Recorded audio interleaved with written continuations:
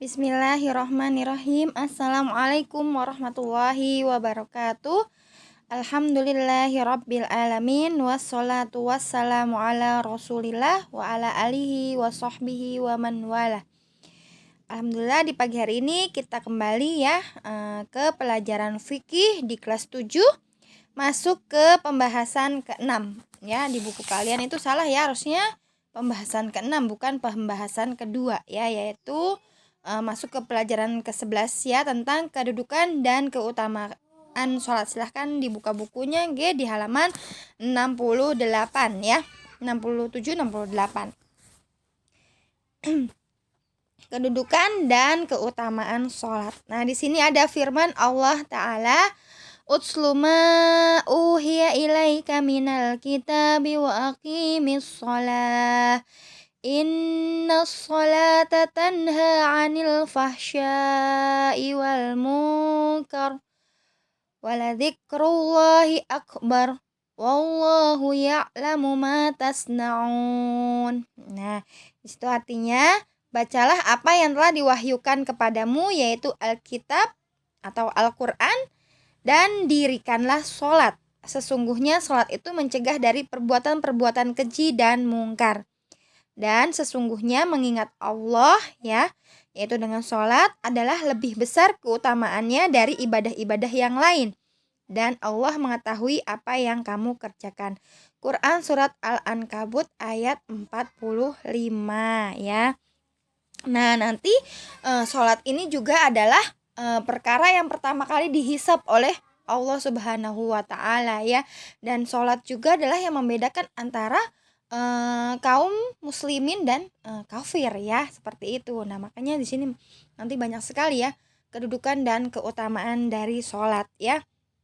Kemudian tujuan pembelajaran kita ya, sebelum masuk ke materi, yang pertama adalah siswa dapat memahami kedudukan dan keutamaan sholat beserta dalil-dalilnya. Nah, nanti ada ya.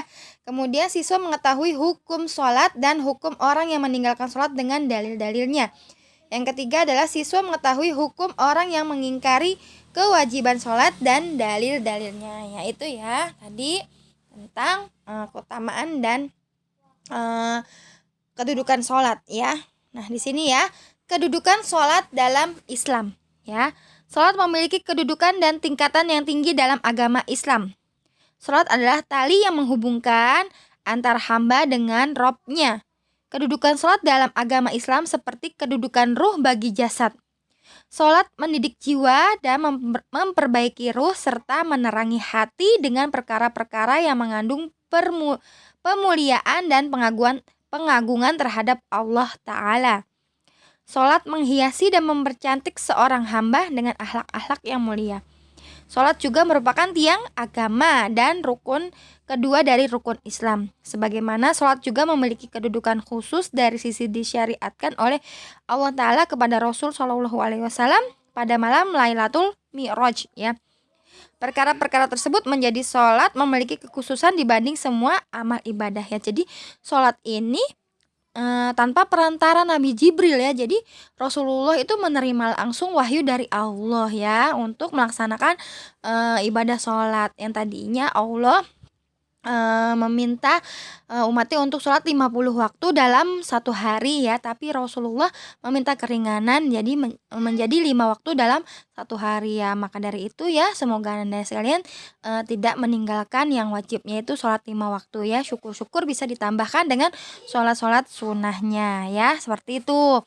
Nah, itu adalah kedudukan sholat dalam Islam ya. Jadi sholat itu sangat mulia sekali ya, sangat khusus ya dibandingkan dengan ibadah yang lain ya. Kalau ibadah yang lain itu Rasulullah menerima wahyunya melalui perantara malaikat Jibril ya. Sedangkan sholat ini Rasulullah mendapatkan wahyu langsung dari Allah pada malam tadi ya, dalam peristiwa Isra dan Mi'raj ya, seperti itu. Nah, keutamaan sholat ya, di sini ada keutamaan sholat. Yang pertama yaitu sebagai cahaya ya. Silahkan kalian buka buku ya di halaman 70, di situ ada dalilnya, yaitu was-sholatu nurun ya, dan sholat adalah cahaya ya. Hadis riwayat Muslim nomor 223 ya, dari Abu Malik Al-Asy'ari radhiyallahu anhu.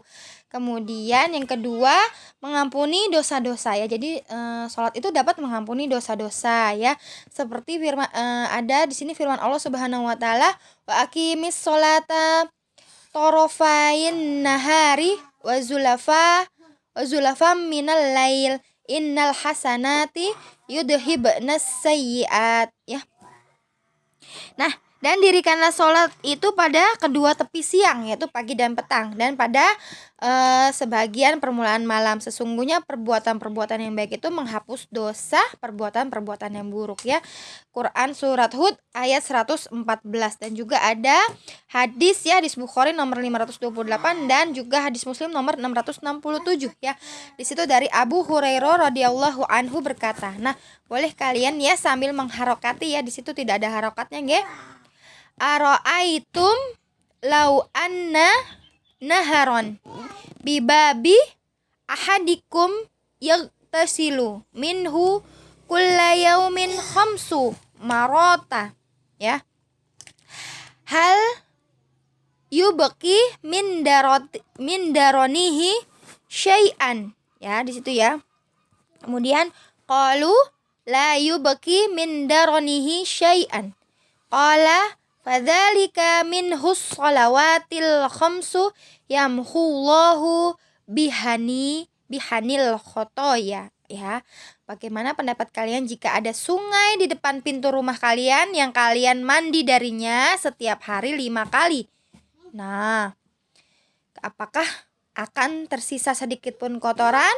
Nah, mereka menjawab, tidak akan tersisa kotoran sedikit pun. Beliau bersabda, demikianlah permisalan sholat 5 waktu.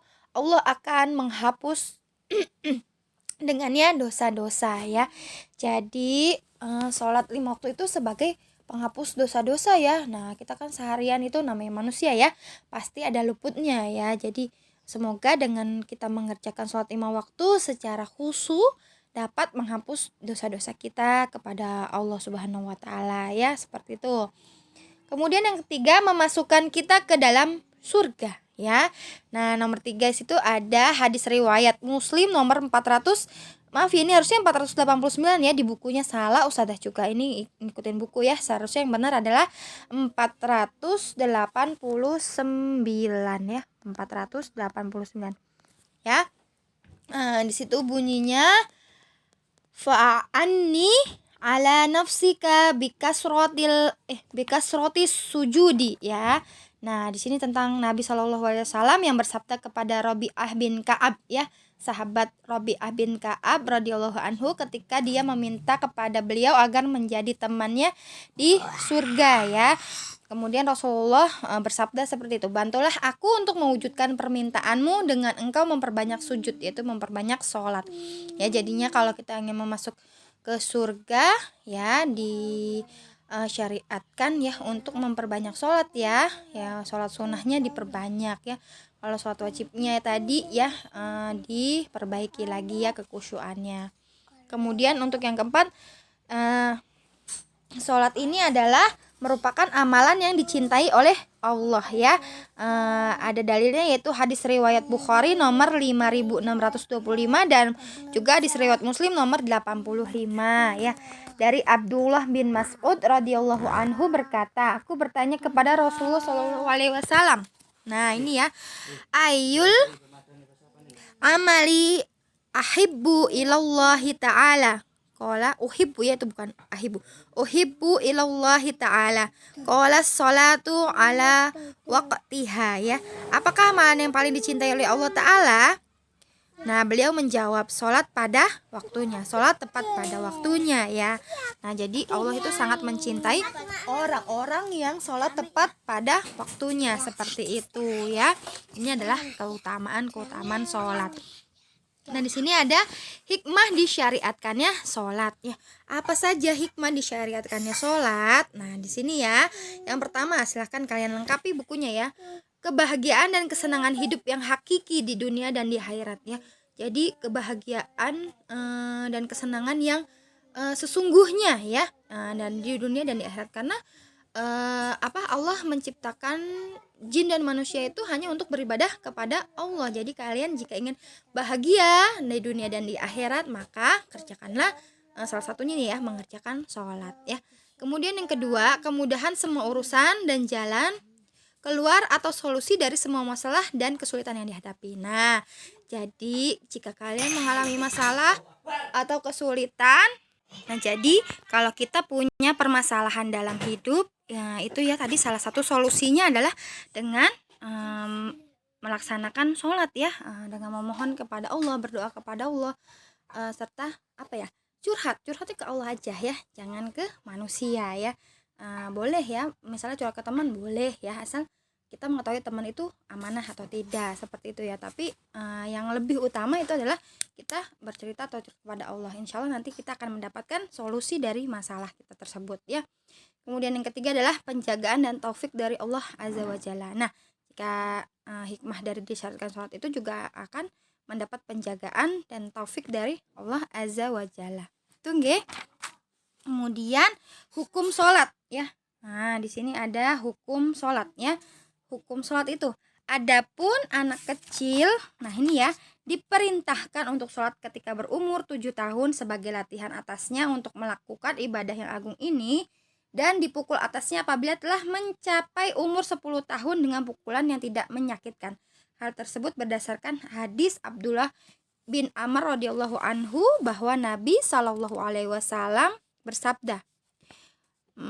Situ ya ada hadisnya nggih. Nah, artinya adalah perintahkan kepada anak-anak kalian untuk sholat ketika mereka berumur 7 tahun dan pukullah mereka atasnya ketika mereka berumur 10 tahun serta pisahkan mereka di tempat tidurnya. Nah, ini hadis riwayat Ahmad nomor 6767 dan Abu Daud nomor 418. Nah, kemudian sholat 5 waktu hukumnya adalah wajib bagi setiap muslim yang sudah balik berakal, baik laki-laki maupun perempuan ya. Jadi hukum sholat itu adalah wajib bagi seluruh muslim ya, yang sudah balik ya. Tadi untuk anak-anak ini sebagai latihan aja ya. Tapi kalau udah umur 10 tahun, nah boleh dipukul tapi tidak boleh yang menyakitkan ya. Sini ada dalilnya, aqimus sholata wa atuz zakata warka'u ma'ar raki'in ya. Dan dirikanlah salat, tunaikanlah zakat dan rukuklah bersama dengan orang-orang yang ruku. Ya, Quran surat Al-Baqarah ayat 43 ya. Jadi hukum salat itu adalah wajib ya. Dan ada sabda Rasulullah SAW, bunyal islamu ala khamsin, syahadatu alla ilaha illallah wa anna muhammadar rasulullah wa iqamus sholati, nah ini ya, wa atu zakati wa saumu ramadona, yaitu ya, wa hajul baiti wa saumu ramadona ya. Islam dibangun atas 5 perkara, yaitu persaksian bahwa tidak ada sesembahan yang benar kecuali Allah dan Muhammad adalah Rasulullah, dan juga menegakkan sholat, yaitu melaksanakan zakat, pergi haji, dan puasa Ramadan yaitu ya. Nah, lanjutannya hadis riwayat Bukhari nomor 8 dan juga Muslim nomor 16 ya. Seperti itu. Itu tentang tadi ya hukum sholat. Kemudian di sini juga ada bahaya daripada meninggalkan sholat ya. Sholat merupakan tiang agama Islam dan tidak boleh seorang muslim dengan sengaja meninggalkan sholat. Hal ini berdasarkan dalil-dalil yang banyak. Di antaranya dari Abdullah bin Amr radhiyallahu anhu dari Rasulullah Shallallahu alaihi wasallam bersabda, bahwasanya beliau menyebutkan tentang sholat. Maka beliau bersabda itu ya, man hafadha 'alaiha kanat lahu nuron wa burhanan wa najatan yaumal qiyamah. Wa man lam yuhafid 'alaiha lam yakul lahu burhanun wala nurun wala najatan.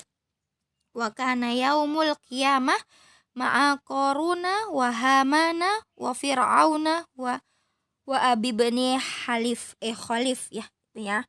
Barang siapa yang menjaga sholatnya maka baginya cahaya, keterangan, dan juga keselamatan pada hari kiamat. Dan barang siapa yang tidak menjaganya maka dia tidak memiliki keterangan, cahaya, dan juga keselamatan. Dan dia pada hari kiamat dikumpulkan bersama Qarun, Haman, Fir'aun, dan Ubay bin Khalaf ya. Auzubillahi min dzalik ya. Kita ngomongkan ya, dikumpulkan bersama ini ya yang menyekutukan Allah ya. Nah, untuk itu tadi ya, makanya dirikanlah sholat ya.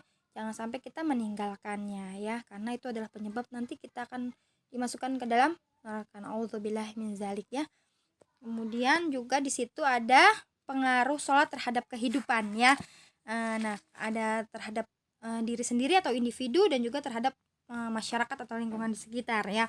Yang pertama individu ya, silakan diisi ya tabelnya di situ, mendapatkan ketenangan jiwa. Kemudian yang kedua menjauhkan dari perbuatan keji dan mungkar. Yang ketiga menjadi solusi dalam masalah.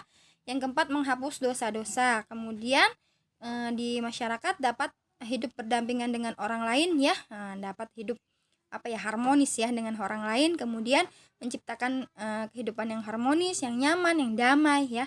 Kemudian saling mengingatkan dalam kebaikan dalam masyarakat, serta saling menasihati jika ada yang berbuat salah ya.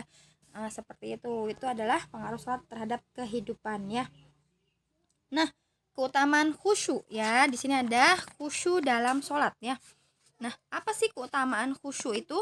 Nah, keutamaan khusyuk itu adalah yang pertama sebab keberuntungan seorang muslim di dunia dan di akhirat. Yang kedua, penghapus terhadap dosa-dosa ya. Dalilnya di situ ada ya, Quran surat Al-Mu'minun ayat 1 sampai 2. Kemudian yang menghapus dosa-dosa ada hadis riwayat Muslim nomor 228 ya. Kemudian khusyuk dalam sholat itu seperti apa ya? Khusyuk dalam sholat itu maksudnya itu tadi ya, melihat ke tempat sujud ya, nggak boleh melihat kemana-mana ketika sholat ya. Kemudian kedua tangannya juga berada di atas dada, membaca ayat-ayat Quran dengan memikirkan maknanya, kemudian mengulang-ulang zikir-zikir dengan merasakan makna-maknanya, yaitu maksud khusyuk dalam sholat ya. Nah, kalau kalian nggak khusyuk itu nanti pas sholat memikirkan apa saja di luar tadi bacaan sholat ya, seperti itu. Kemudian di sini juga ada pentingnya kekhusyuan ya. Yang pertama membantu untuk mentaburi ayat-ayat Al-Qur'an, kemudian membantu untuk memahami makna-makna zikir yang dibaca di dalam sholat. Yang ketiga dapat menambah kedekatan seseorang kepada Allah. Yang terakhir adalah menambah pahala bagi orang yang khusyuk dalam sholatnya ya. Nah, di sini juga ada sebab-sebab untuk membantu khusyuk ya. Silahkan nanti bisa dibaca sendiri ya. Di situ ada 14 ya, banyak sekali ya. Nah, salah satunya itu menghadirkan keagungan Allah, merupakan pemilik segala kekuasaan dan juga penguasa seluruh langit dan bumi. Bisa bertaubat dari semua dosa. Sholat dapat dengan tenang dan tidak tergesa-gesa, yaitu dapat membantu untuk kekhusyuan kita ya, tidak menoleh dan meninggalkan gerakan yang tidak diperlukan ya. Mana kalau misalnya gatal gimana saja boleh ya, tapi tidak boleh berlebihan ya, seperti itu ya. Nah, itu adalah tadi ya sebab-sebab pembantu untuk khusyuk ya. Silakan kalian bisa membaca sendiri. Nah, barakallahu fikuna, jazakumullahu khairan sudah mengikuti pelajaran hari ini ya. Untuk tugasnya insya Allah tidak ada tugas ya. Silahkan kalian melengkapi aja tadi ya tabel di halaman 73 ya, sudah Ustazah isikan. Kemudian silahkan memberikan harokat-harokat pada hadis-hadis yang belum ada harokatnya tadi ya. Udah itu aja tugasnya ya, tidak usah dikumpulkan ya. Silahkan nanti checklist aja untuk yang sudah mendengarkan video dan melaksanakan tadi ya, mengharokati dan mengisi tabel di halaman 73 di grup ya. Barakallahu fikunna. Saya akhiri pelajaran ini dengan doa kafaratul majelis. Subhanakallahumma bihamdika asyhadu an la ilaha illa anta astaghfiruka wa atubu ilaik. Assalamualaikum warahmatullahi wabarakatuh.